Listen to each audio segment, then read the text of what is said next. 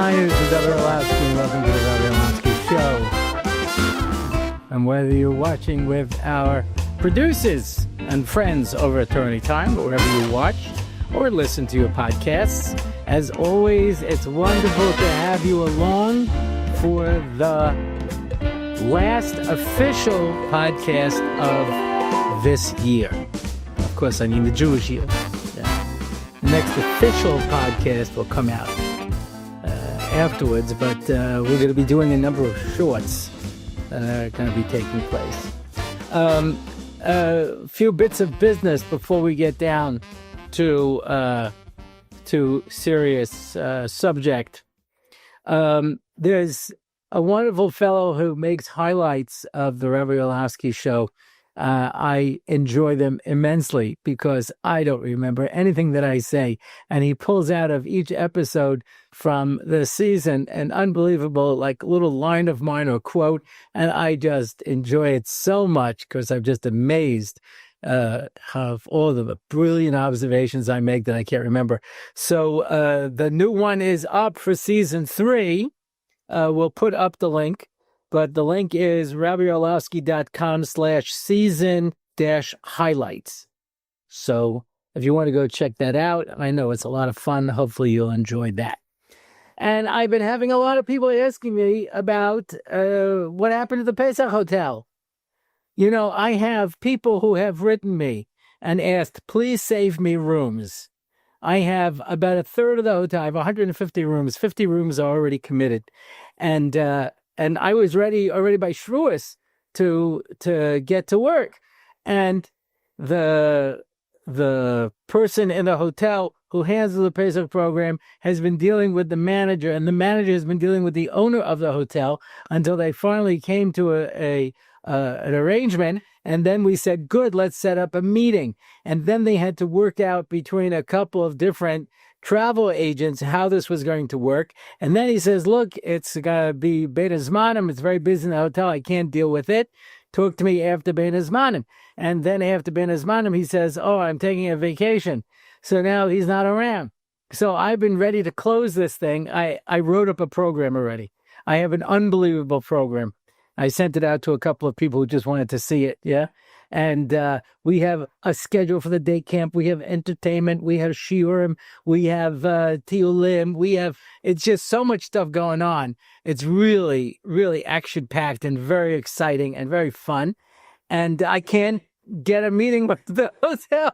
So all of you people out there who are anxiously waiting for news, I love you. I daven that this will work out. I hope everything will work out.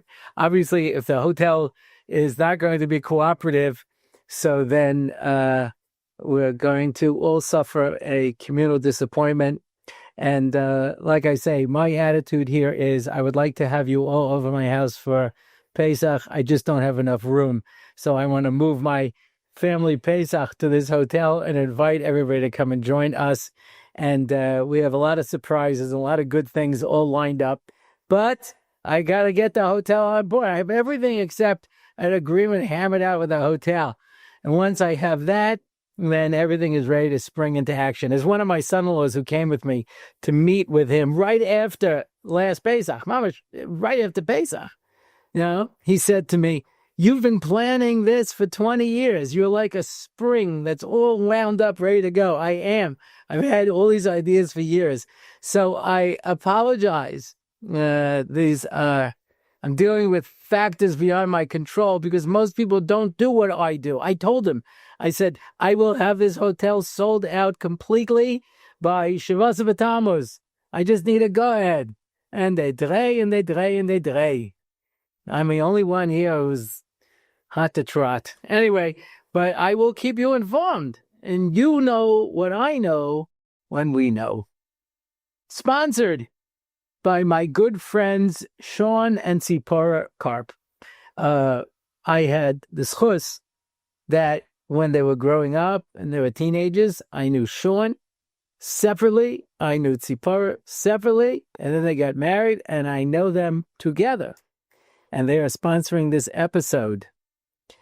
Le'iloi nishmas, the 23rd of Elul yahrtzeit, is for Yissocher Dov ben Mordechai Yosef HaCohen. That is Barry Hochdorf, Tzipora's great uncle. He used to run the granite for Pesach. My parents used to go there. They brought me in as a scholar in residence once upon a time. And, really wonderful, wonderful person. And the 24th of Elul is the yahrtzeit for Tzvi Meir ben Reb Yehuda, Harold Schechter, Tzipora's grandfather. They also used to run the program over at the Granite. And it was really, they were very, very special people. And they're definitely missed. And so this should be an aliyah for the neshama, and everybody should really gain from the experience. We've spoken about different aspects of Rosh Hashana, the week of Slichos, over the years. We're finishing our 6th year, right? And I think there's an aspect that I haven't really talked about that I think is very important. Yeah. And that is my regular listeners out there who are familiar with most of my material certainly knows that one of my major talks is called Why Be Jewish? Yeah. Wherein I ask the question, why should a person be a frum Jew? Because if you don't have an answer to that question, then you're going to be at a terrible disadvantage. So I go through the different reasons that people are from today, and then I slug them up one by one until I come to the real reason. If you haven't heard that class, it's kedai to find it. I'm sure you can find it in any number of places. I've done it many times. Whenever I have a new group, it's my standard one. It's based on the first 2 lines of Mesilas Yesharim. It's basically that we were put in this world, we were here to get the pleasure of being close to HaKadosh Baruch Hu and the spiritual pleasure. And that's why we're in this world. But I talk about how if you talk to many frum Jews, the reason they are frum Jews is because otherwise God is going to burn you in Gehenna. And a lot of people have received this message overtly or covertly. Now that the Kiruv movement has come out, people can say Hashem loves you. And because he loves you, he'll wait to the day you die. And if you don't do tshuva, then he will cast you into the pit of Gehenna, where you will suffer terribly out of love. But it's still pretty depressing. And there is no more depressing time for the average Jew, not really the audience of the Rabbi Orlofsky show, because we never get down. Yeah, we're always upbeat. But there's nothing that gets the average person down as much as Rosh Hashanah Yom Kippur.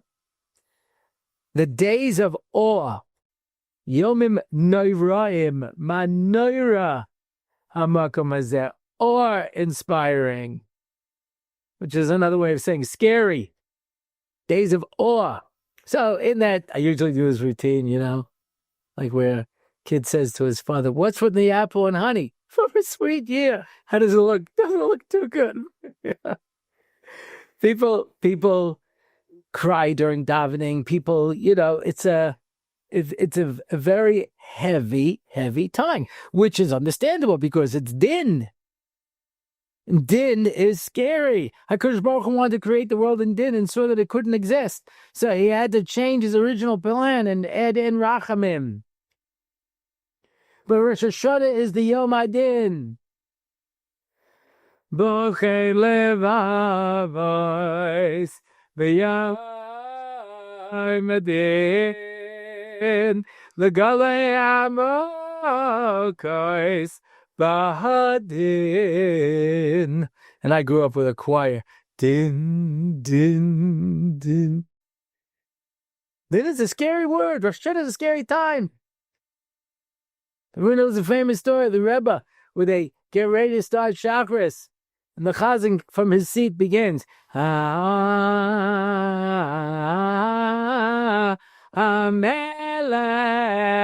and he just faints.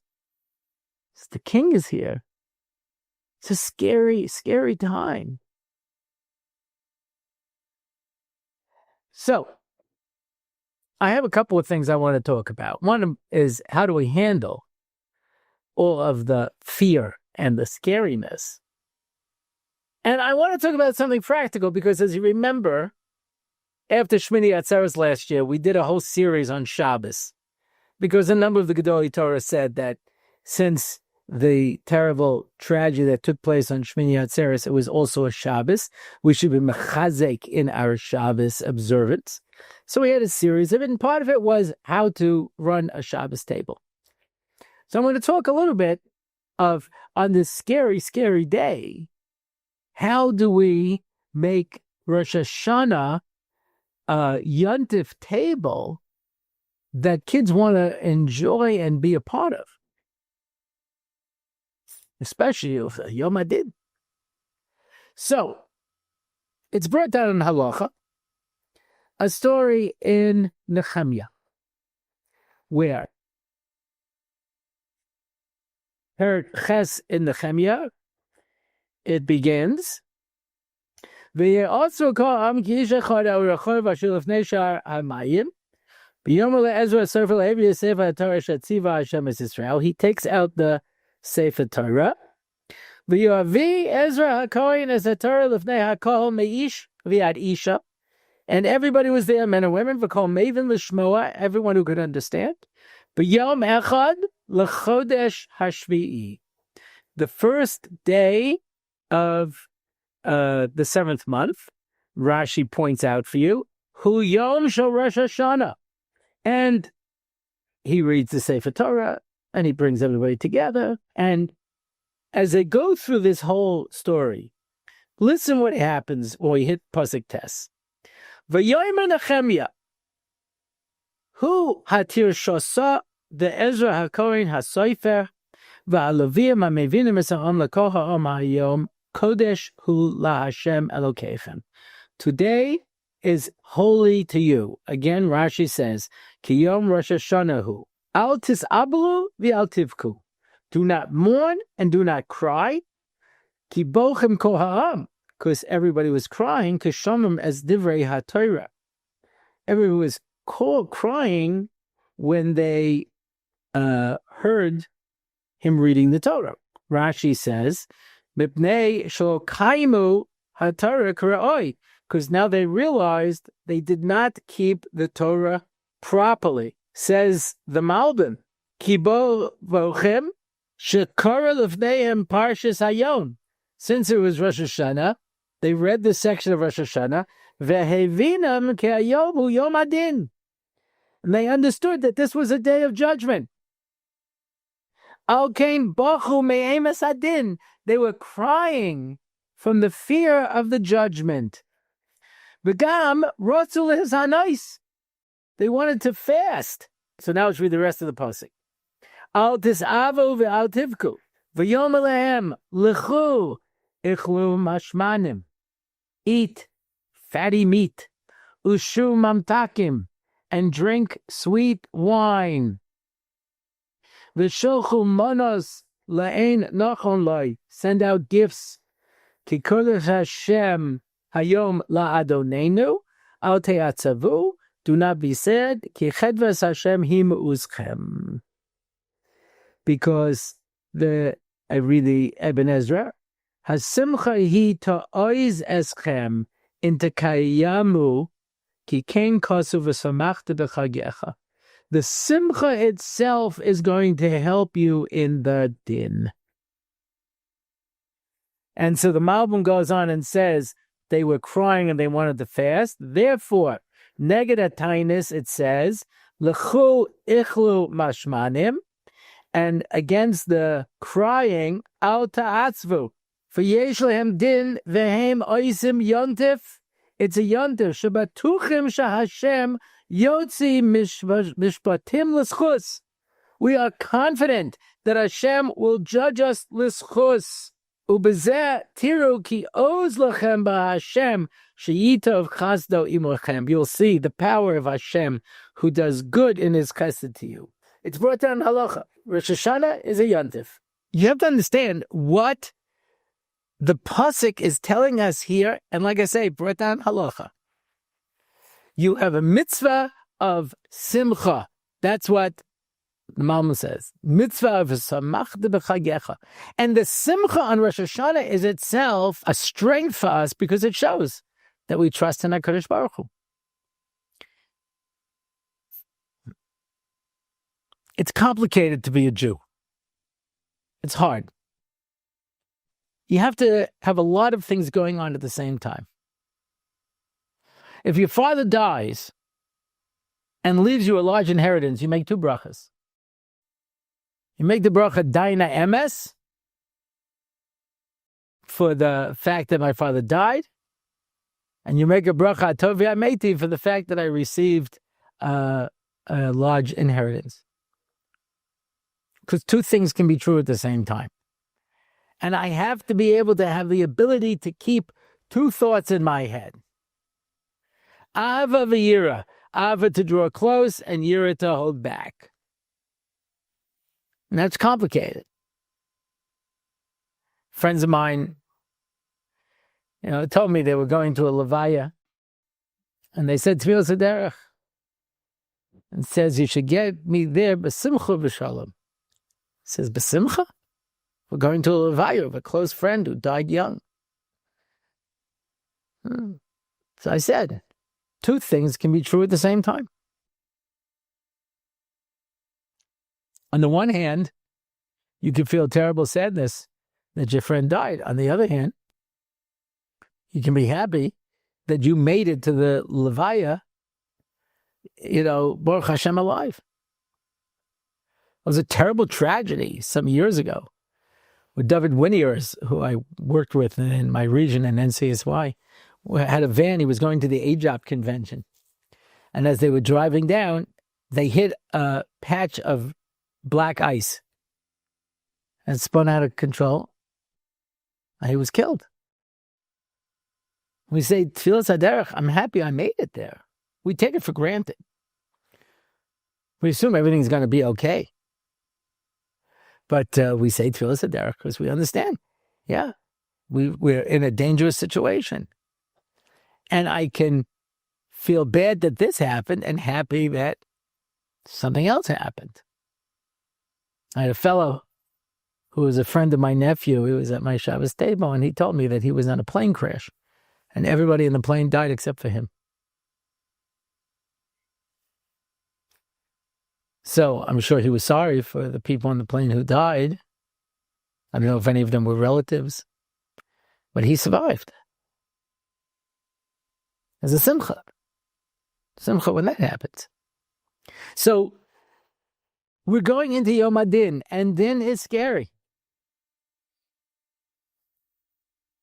Mi yamod b'yom HaDin, mi yamod b'yom HaDin. The angels tremble from din. And Hashem says, be happy. Be happy in din. Because a few aspects of din, we may have spoken about this even recently, because I don't remember, but because I have a number of different classes, in places that I speak. I don't know what I say where exactly.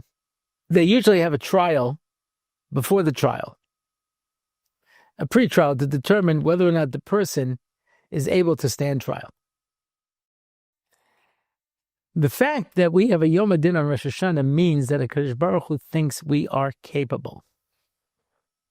We're capable. We're din. The very fact that Hashem wants to judge us means that we're worthwhile. Because when a person says to me, as more than one person has, God will forgive me anyway, right? Even though I don't do tshuva. He'll forgive me, right? Echoing the words of the German philosopher Goethe, who on his deathbed, as his wife was crying, said, "Don't worry, God will forgive me. That's what he does." So God will forgive me anyway. And I said, sure, if you convince him you're a baby.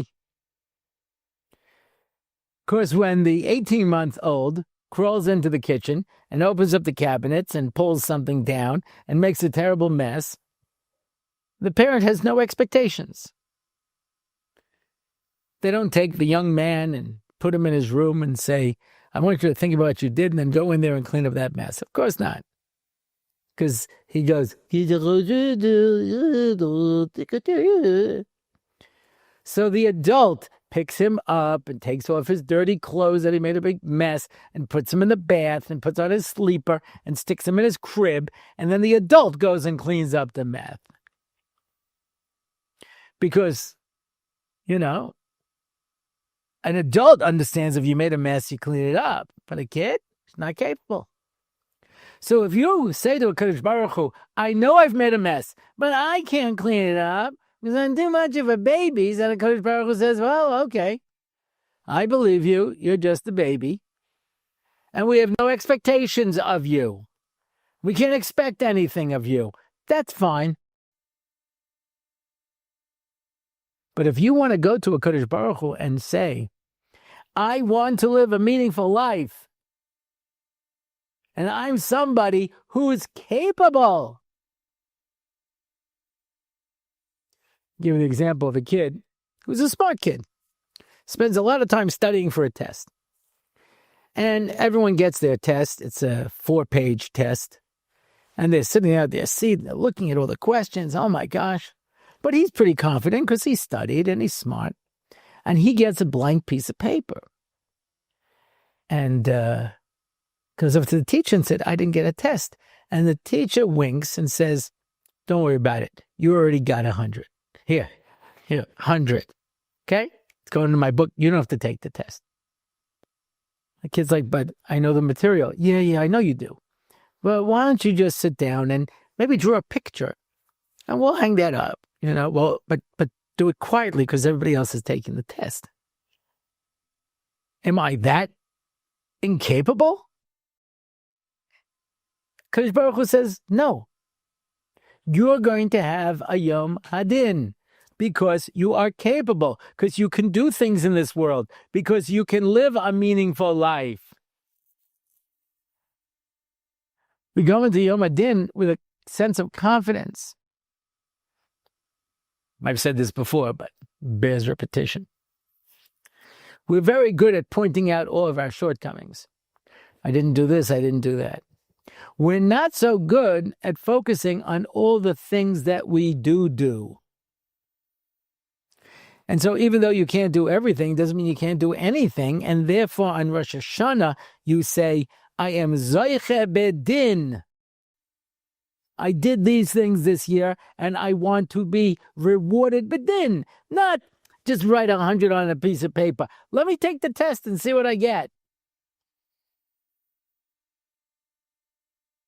I don't have to be perfect this year. But just because I haven't done everything doesn't mean I haven't done anything. When I taught in Derech, so the Rosh Shiva, Rabbi Lazarus, used to teach the first level shir. Because he felt that it's very important that guys get the skills. And he didn't trust anybody else to do it, which is good because I'm terrible at teaching it. I'm good at playing mind games, but I'm not so good at getting down to the donkey work and getting down all the skills. But he was excellent at it. And he used to give a test, a very straightforward test. Exactly the kind of test that I never want to give. Because then you have to mark them. Yeah. My grandson just started Yeshiva Katana, Yaakov Lieberman. I'll give him a little shout out. And he had a test. And he showed me that the Rebbe wrote a note on his test, like a 4-line note. I said, wow, he had the time to do that. How many kids are there in your shir? 140. How many of them got notes? All of them. He wrote a 4-line little note on 140 tests? I can't even mark 140 tests. That's why eventually I switched to multiple choice, which I don't like multiple choice tests. Because the whole point of multiple choice is to develop your midas hasheker. I'm going to come up with 4 answers. 3 of them are wrong and one of them is right, but the 3 have to sound enough like they're right to try to fool you. But the problem is I taught in seminary, and I generalize here, but none of my students ever understood the concept of short answers. They just keep writing. They figure eventually something in here will be the correct answer. And sometimes it is. When they wrote a lot of stuff that was wrong. And I'm sitting here sifting through, seeing what I do, but they just threw everything against the wall. One time a girl wrote, she goes, well, I don't know the answer to this question, but here's something else I do know. She wrote out something else. But that's only because I'm lazy. That's why, to mark all these tests. But what was Rebbe Lazarus's test? Just the Shaklavataria. What's the Gemara's question? What's the Gemara's answer? What's the question on the answer? What's the proof they bring? What's just the steps of the Gemara, the Shaklavataria. That's all. You have to just write it down. And you need an 80 to pass. So one kid takes the test, he gets an 80. Another kid takes it, gets a 40. He says, okay, you're halfway there, but you got to get an 80. He studies, he takes the same exact test because it's just the steps of the Gemara. I just want to make sure you know the steps of the Gemara. I'm not here to try to trick you. Teachers, that's the difference between younger teachers and older teachers. Younger teachers write these, little tricks and this and that to try to chop you, A good teacher understands, I want to see if you know the material. So he takes the test, studies, takes the test again, gets a 60. He says, very good. You improved by 50%, but you have to get an 80. And he studies again, the same material, and he takes the test again, and he gets an 80. And he says, very good, you passed. And he says, can I take the test again? And he says, sure. And he studies, takes the test again, gets a 90. He says, okay, that's what goes into the marking book. You get a 90 on this test, the other marks don't count. So the kid who got an 80 said, hey, I got an 80 at one go, and he gets 4 shots and he has a higher mark than me? And he said, because at the end of the day, he knows 90% and you only know 80%. Would you like to study and take the test again? He says, no. He said, then you still only know 80%. But he took him 4 shots and got 90%. I don't have to be born perfect. I don't have to be in a Gadol biography. I finished shots at the age of 9. I brought Mashiach at the age of 14. I built my golem at 16. Whatever it is, I don't have to be that. I'm a work in progress. The real judge is at the end of your life. But in the meantime, every year, Mayor Ed Koch, who was mayor of New York, this is obviously an old reference. He used to take the subway, and he would just ask random New Yorkers, how am I doing? And sometimes people would say, great, Mr. Mayor. And some people would say, a lousy job, because why? What am I not doing? He says, you didn't take care of this, you didn't take care of that. And he'd have somebody with him who was taking notes on everything. How am I doing? Teddy Kollek, and I don't mean to give him too much shvach because he was really anti-Torah, but he did help to build Yerushalayim, and that's a schuz. But he used to drive around Yerushalayim, different neighborhood every day, with secretary in the car, to see what had to be done in every neighborhood.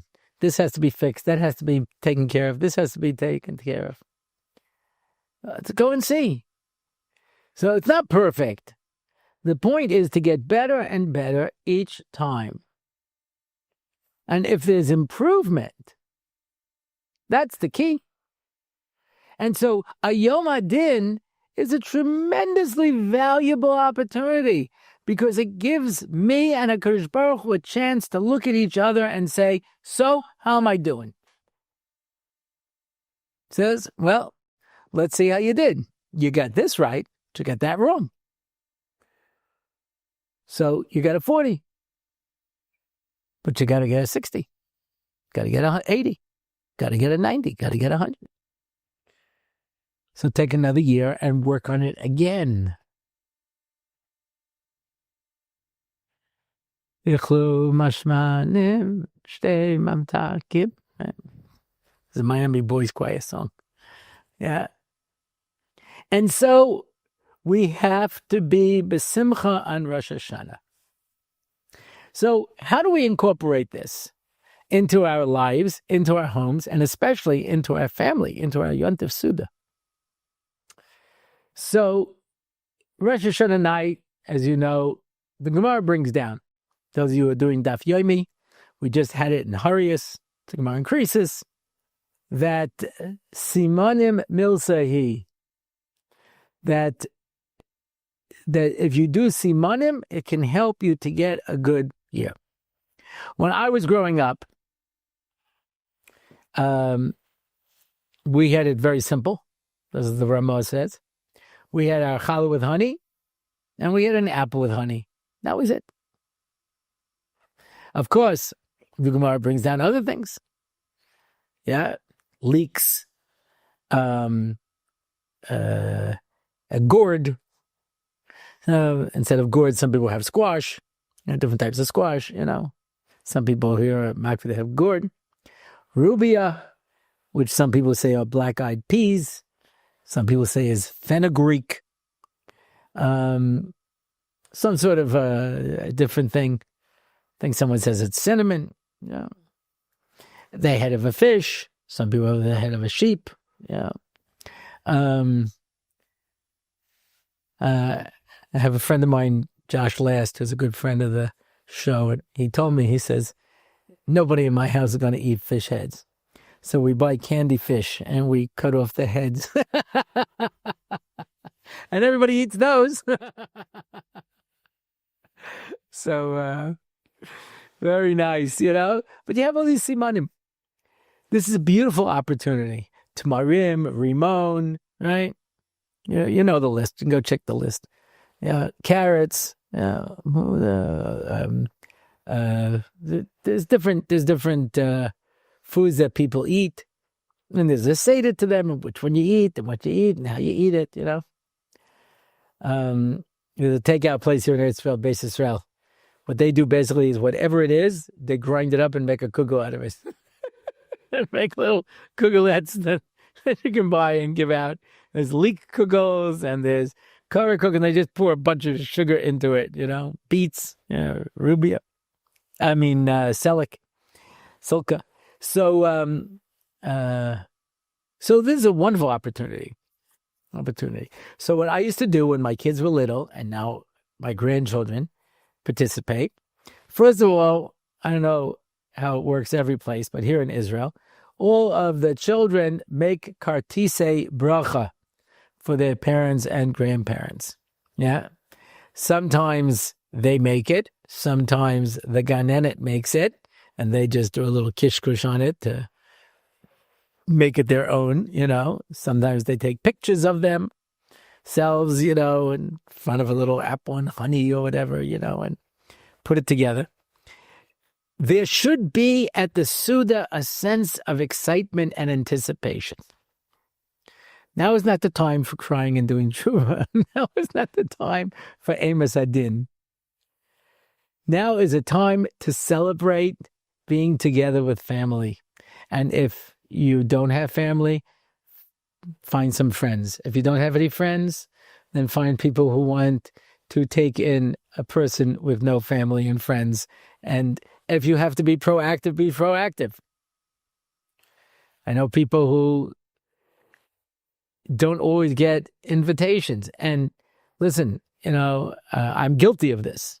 I'm guilty of this myself because I have a lot of married kids. And when they come, if they come, not all of them, even a portion of them, it's like 25 people. I set up a second table. My wife is sitting in the corner. So I don't really have the opportunity to have guests. It's just I have to buy the hotel and have it every week. So it becomes a little difficult.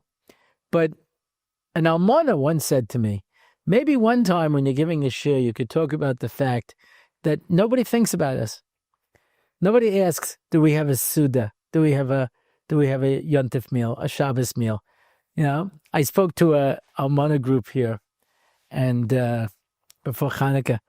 And when it came to the question and answer, one of them said, these are all beautiful ideas, Rabbi, but how am I supposed to enjoy Hanukkah by myself? I said, where are your children? They live out of town. They're not going to come in for Hanukkah, so I light the menorah by myself, and I sit there and I have Hanukkah by myself.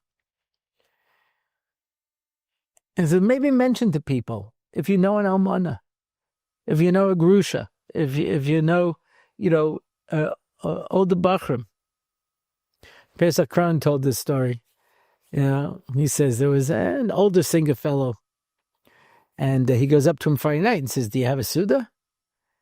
And Pesach says, he looks at me and he goes, "You invite me now?" He says, "I haven't gotten an invitation." So I went out to the takeout place and I bought food and I set it up and I set up my little hot plate and I'm going to sit there and eat in my apartment by myself because nobody bothered to invite me. You thought, what would have happened if nobody decided to invite me tonight?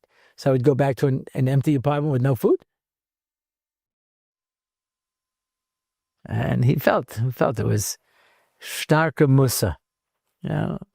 We have to think of people.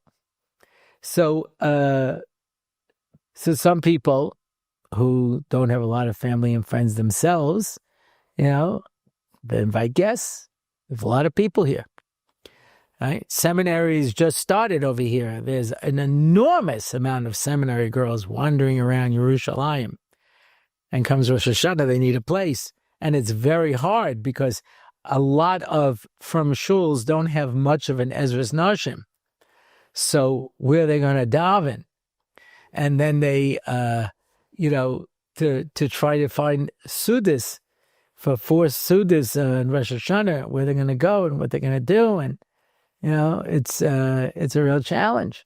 So there are people who don't have much family and they invite in, seminary girls. And there was one week where none of my kids were coming. So Pitom, out of the blue, the Yerushalayim's placement called us. They gave up years ago because we haven't been taking people. They said, "Can I send you some girls?" Yeah, so they sent 3 girls. And one of them said, "Wow, we had a really good time. You're really, nice people." Like usually they set us up with like some older couple and it's just tremendously awkward because they have nothing to say to us. I said, "Me? I have a podcast. I've talked for 300 hours. I got plenty to say." That's not my problem, But, it should be a yontif table. You should make yummy food. Ichlu mashmanim.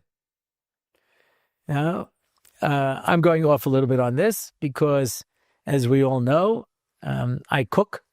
My mother, my parents had 6 boys, so one of us had to become a girl. So I became the girl. I would do the shopping and the cooking and the laundry and the cleaning.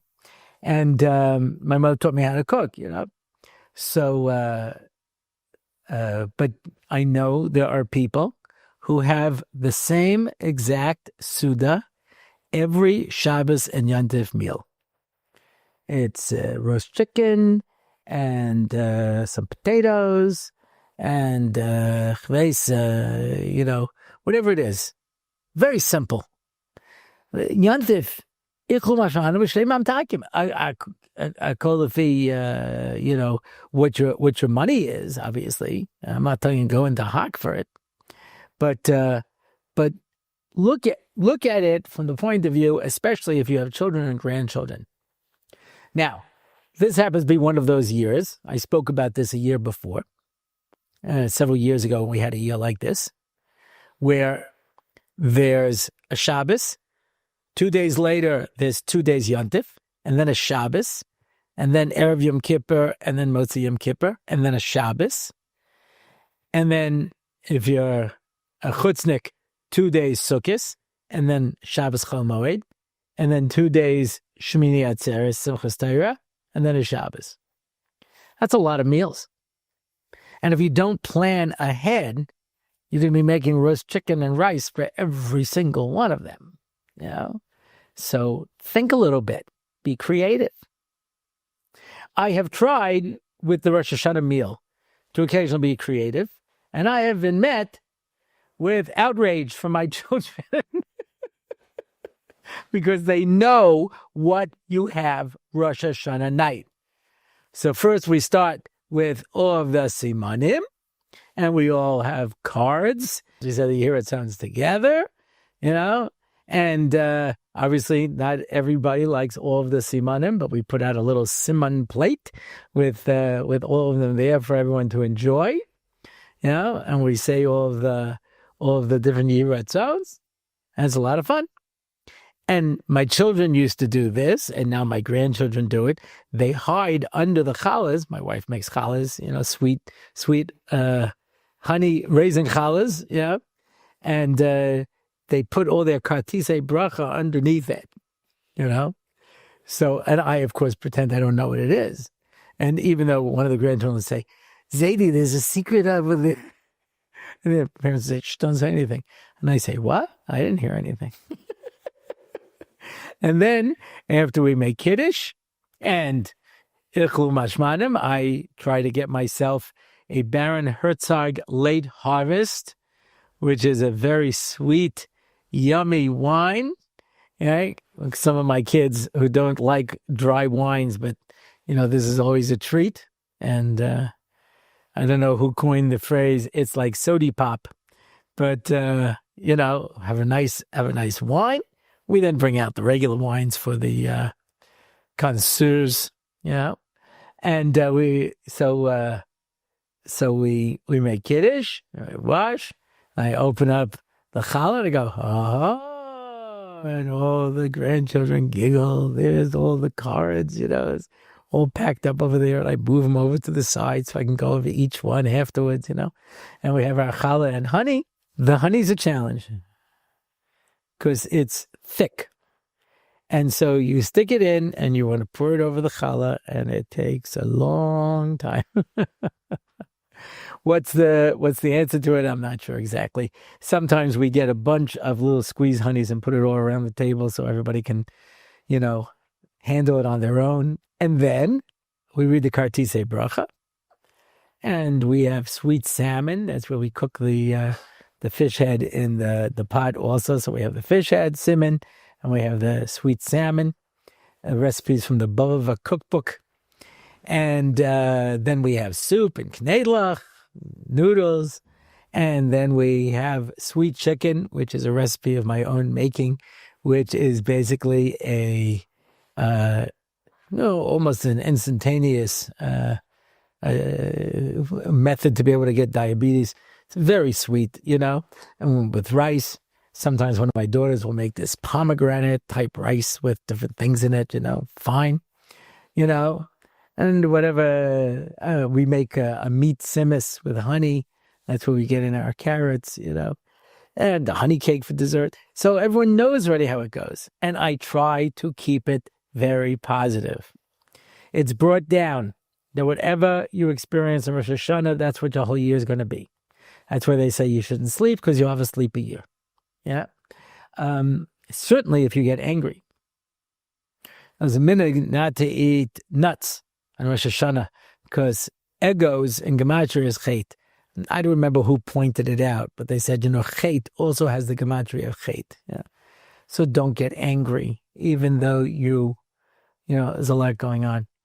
And then that's what we do. We try to finish it up with enough time. By the way, there's that beautiful minhag where at the end of davening, everybody goes around. The Shana Tova Tikosevu, Zechasemu, Alta Chaim Tova, Shalom. And if you don't rattle it off that fast, just say V'chein Lamar. That will cover that. But it's nice. It ends the davening in a positive way. And then Yontif lunch, and we try to vary it. I make different things at each meal. I don't know why it is, but people are much hungrier Rosh Hashanah first day lunch than even at night. It could be because they just spent a long time in shul, whatever it is. So that's when we have a nice, roast, and potatoes, give something a little body in it, The second night, people are a little nauseous already. So we try to make something a little lighter, I'll make veal, or I'll make turkey or something. But at the lunch meals, we sing the different nigudim from davening.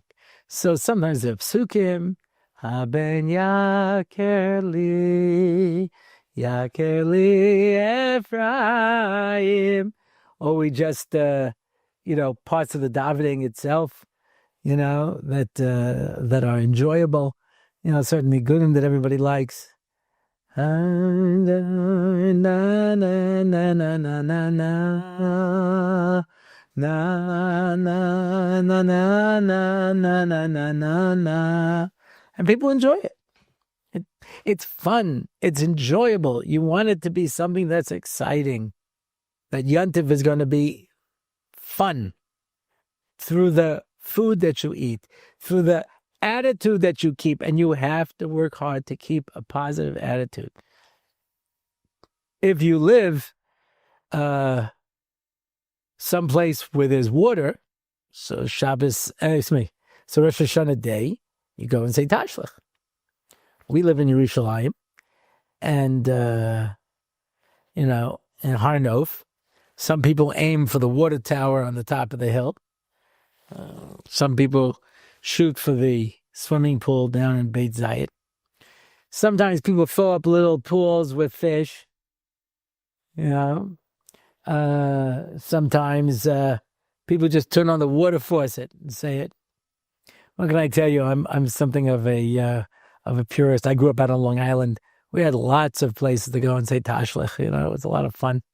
But so I'll say the psukim, but then sometime between between Rosh Hashanah, either during Aseres Meitzhuva or during Sukkot, we go off someplace where we have water and we say Tashlech. And you can see a lot of people in Yerushalayim doing this, where they go off afterwards to say it again, to be by the water side, because that's it's an Indian and people enjoy it. And like I say, so if you can do that. If not, I used to have an old minhag with my wife when we were first married. At Rosh Hashanah, we would take a walk during the day before Mincha. Just go for a walk outside, get outside. They have this expression that they use now is get off line and touch grass. And here in Yerushalayim, certainly in Har Nof, we just say touch pavement, but it's the same idea, because we paved over all that grass that, needs so much maintenance. Got rid of all those trees that clutter up a neighborhood. But think to yourself how you can make it enjoyable, how you can make it something that's positive. And for sure, try to find a minyan that is going to be enjoyable for you. And I've mentioned this beforehand, that I did not find a minyan that I found enjoyable. I started my own. And for Hashanah Yom Kippur, we get a larger location. We get a lot of people. And it's a very positive, upbeat davening. I speak, and Rabbi Leib Kellerman davens in my minyan. He speaks. It's a positive feeling. It's Rosh Hashanah. Rosh Hashanah is a time where we celebrate. The Kadosh Baruch Hu says, "V'samachta b'chagecha." Enjoy this time of year. So as much as possible, it's up to you to make your yontif a yontif, to make your yontif a simcha. Yeah, yes. It's also a time of yira. Yes, it's also a time of din, but we have to do it b'teich simcha, and not through fear, and not through oy vey, my life's in trouble. We're not on that level anymore. It's got to be a positive message. Okay, so I think we have time for a question or two. By Confused Bacher. I hope this does not sound like Fira, but my question is, why does the yeshiva system constantly bash Balabatim? From schmoozin that they are terrible people and Bnei Yeshiva are the ideal, when the majority of Bachrum's parents are balabatim? Isn't it counterproductive to tell kids their parents are bad? Also, the concept of a balabatish teretz is saying that they are second-rate Jews who can't think. Again, isn't this showing that the majority of Klal Yisrael is not up to par? So what is a guy supposed to think when he goes to work other than he's failed at life? The worst example I have seen is when I see these same rebbeim, not most of them, but I've seen it enough that I'm confused, suddenly revere a rich gevir like he's something super special. So mashma, only rich balabatim are good, but the rest of middle-class balabatim are second-class citizens? Why does the yeshiva world give off this impression? And what are guys supposed to think when they constantly see a double standard? I'm not trying to bash the system. I just would like to understand why this is common. Because there are so few Jews who keep the Torah and are not in yeshiva. But based off this, I would think they're not getting a great chelik in Olam Haba.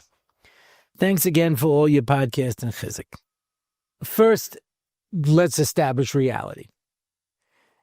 It's definitely wrong. Put it right out there. It's wrong. We could try to understand, but it's definitely wrong. Right? It's counterproductive on every possible level. For all the reasons you gave. Especially when today there are so many balabatim who are so serious about their avodas Hashem and their learning. There are these koilim for balabatim who get up at 5, 6 o'clock in the morning to sit and learn before they go to work.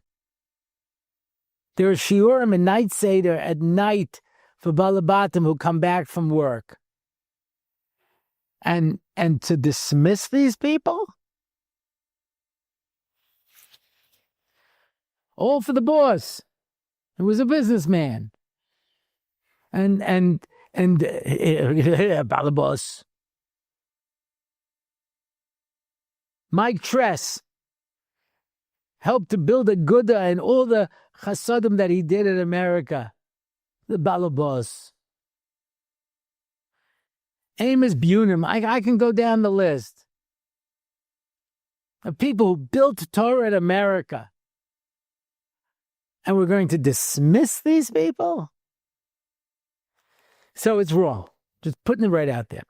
Why does it happen? Because I think, I'm speculating here. We don't know history. We're born into a time where we tend to take things for granted on every level. When you give a kid today a rotary phone, they don't even know what to do with it. But when I grew up, all of the phones were hardwired into the wall, and it had a dial. And that's it. And you had to be next to the phone when you talked because you couldn't walk around with it. So you try to explain this to people today. You try to explain to people, there was no art scroll when I was growing up. All you had was Sansino.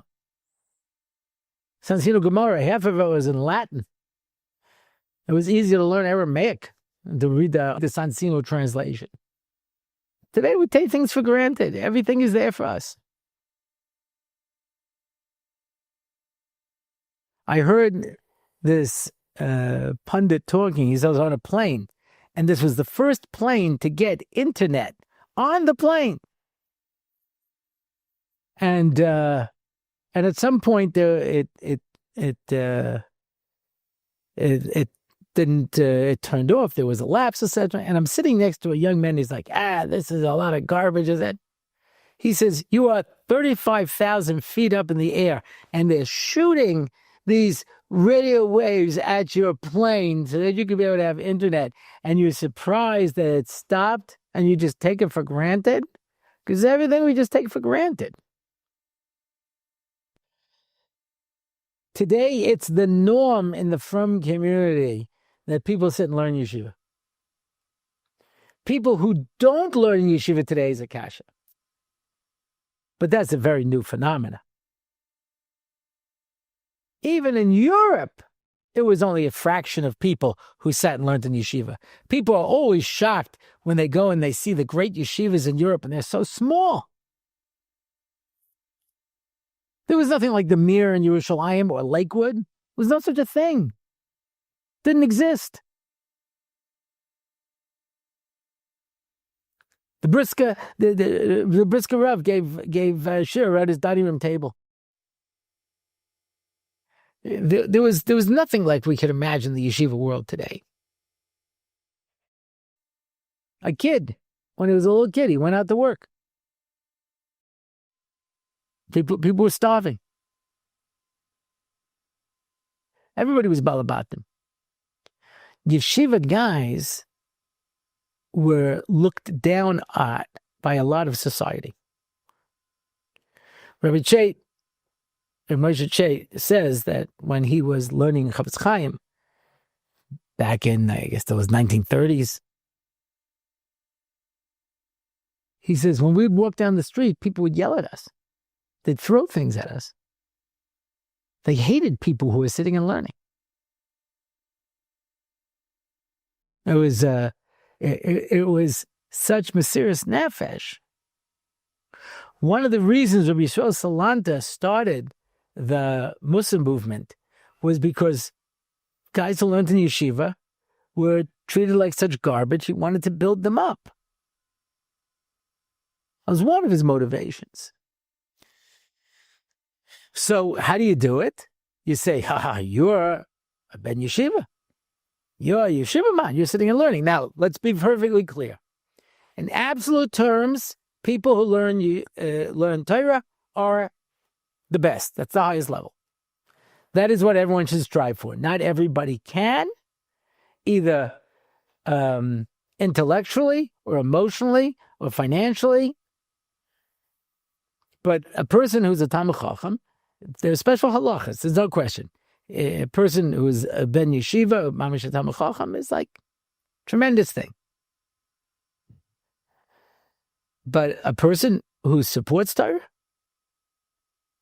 and Rashi says, when they list the Shvatim, Zvulun comes before Yissocher, because the supporters of Torah come before the people who learn Torah.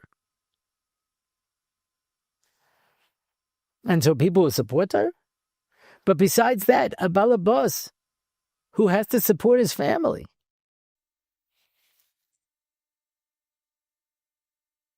There was a ben yeshiva who said to me, he was trying to make it, and he says, look, I have no support from my family.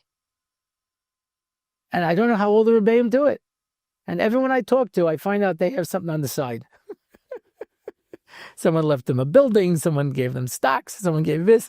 The family helps. Nobody is living on the salary that they're getting from the yeshiva.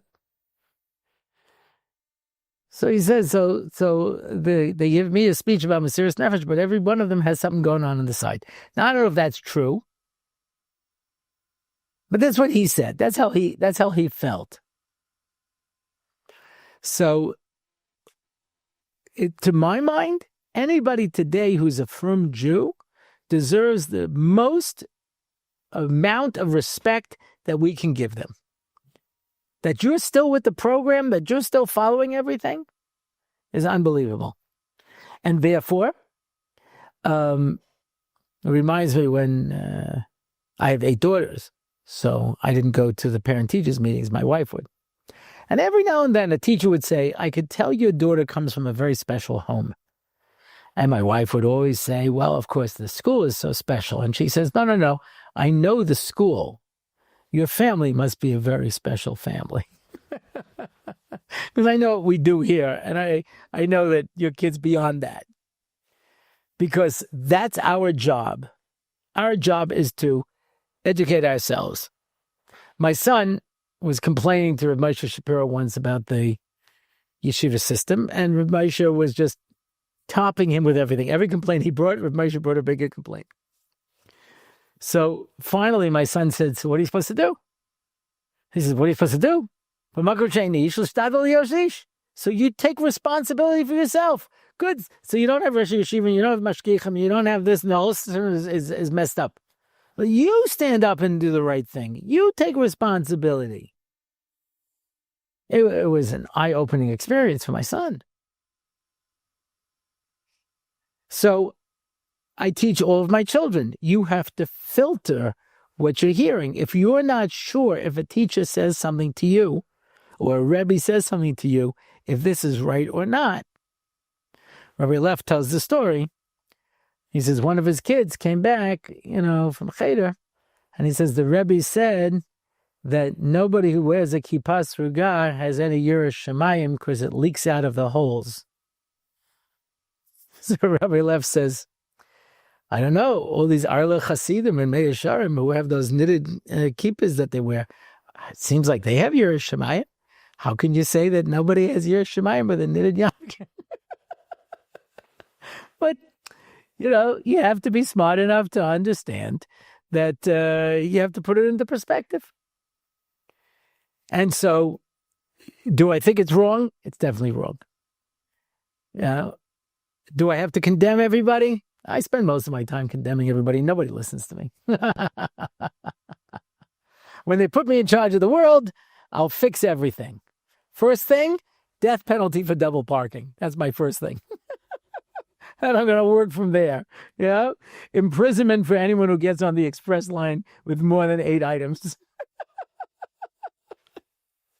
All right. And appreciation comments. Hello, Rabbi Orlofsky. Thank you again for the chizuk, both via recorded speeches and the dedicated time you gave me once or twice. It is not an exaggeration to say that you've changed my life. Even post-change, I still get tremendous chizuk and insight from your speeches, and especially the weekly podcast. Thank you for that. Thank you for that. Because, for an hour a week, I stand here in front of my bookcase, and I talk to myself, and I have to know that there are people who are hearing these words and that they have meaning to them. That's what gives me the strength to keep going. So, we give a good revenge to Yar. If you want to find out more about the show, you can go to my website, RabbiOrlofsky.com. You can sponsor an episode. We need sponsors. You can sponsor a question and answer. You can sponsor a Parsha 5. You can sign up for one of our online shiurim. You can watch the highlight reel of the first 3 seasons of the Rabbi Orlofsky show. You can listen to the theme song, download it, put it on your phone, and that's it. You can submit a question. That's it for now. Until next time, I am David Orlofsky, and this has been the Rabbi Orlofsky Show. It's the Rabbi Orlofsky Show. Torah and Simcha, ready to go. The Rabbi Orlofsky Show. Knowledge and wisdom will help you grow. Lots of fun in every episode, and we don't have to rhyme. No, we don't. It's the Rabbi Orlofsky Show on RabbiOrlofsky.com. Torah, anytime, YouTube and more. It's the Rabbi Orlofsky Show. Torah and Simcha, ready to go. It's the Rabbi Orlofsky Show. Till next time, till we meet again. It's the Rabbi Orlofsky Show. It's the Rabbi Orlofsky Show. It's the Rabbi Orlofsky Show.